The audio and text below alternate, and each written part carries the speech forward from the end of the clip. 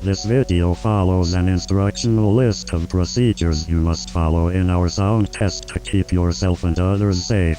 A person will be placed in a room with headphones over their ears. A few sound frequencies and audios will be playing. Another person will stand outside of the room while the test is occurring. You must not open the door to the room. You must not put your ear up to the door. You must not listen. You must not look at the door. You must not move. If any strange occurrences happen while you are outside, please place both hands on your ears and scream as loudly as you can. Once the test is over, do not open the door. A worker will go in before you. They will let you know if it is safe or not. If they do not come out in less than 10 minutes, please call for help.